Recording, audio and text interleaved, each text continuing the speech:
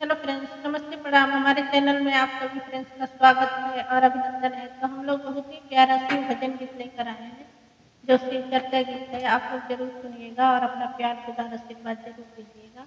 तो चलिए सुनाते हैं। हर हर हर हर महादेव।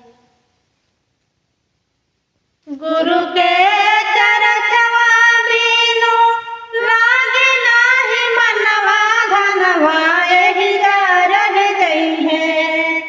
गुरु के चरचवा बिनु लागे नाही मनवा धनवा एहि जा रह गई है। सचनत चली गई है परनवा धनवा एहि जा रह गई है। सचनत चली गई है परनवा धनवा एहि जा रही गई है। ओटवा अटरिया धनवा भरल बाटे घरवा धनवा एहि जा रह गई है।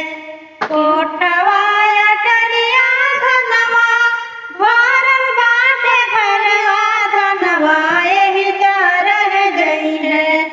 सचनत चली गई है परनवा धनवा एहि जा रह गई है। सचनत चली गई है परनवा धनवा एहि जा रह गई है। घरवा में भरल बाटे पूतवा पतोहिया धनवा एहि जा रह गई है। घरवा में भरल बाटे पूतवा पतोहिया धनवा एहि जा रह गई है। सचनत चली गई है परनवा धनवा एहि जा रह गई है। सचनत चली गई है परनवा धनवा एहि जा रह गई है। गुरु के चरचवा बिनु लागे नाही मनवा धनवा एहि जा रह गई है। गुरु के चरचवा बिनु लागे नाही मनवा धनवा एहि जा रह गई है। सचनत चली गई है परनवा धनवा एहि जा रह गई है। सचनत चली गई है परनवा धनवा एहि जा रह गई है। नोतिया नचनिया से भरल बाटे घरवा धनवा एहि जा रह गई है। नोतिया नचनिया से भरल बाटे घरवा धनवा एहि जा रह गई है। सचनत चली गई है परनवा धनवा एहि जा रह गई है।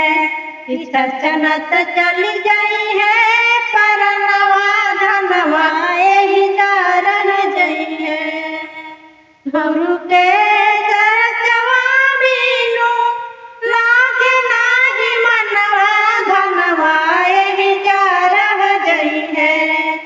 गुरु के चरचवा बिनु लागे नाही मनवा धनवा एहि जा रह गई है। सचनत चली गई है परनवा धनवा एहि जा रह गई है। सचनत चली गई है परनवा धनवा एहि जा रह गई है।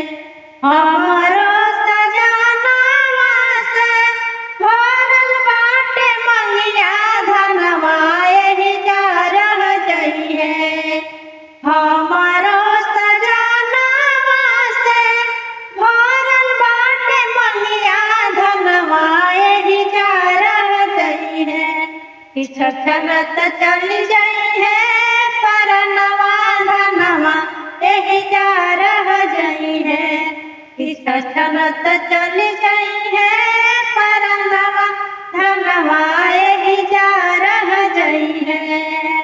गुरु के चरचवा बिनु लागे नाही मनवा धनवा एहि जा रह गई है। गुरु के चरचवा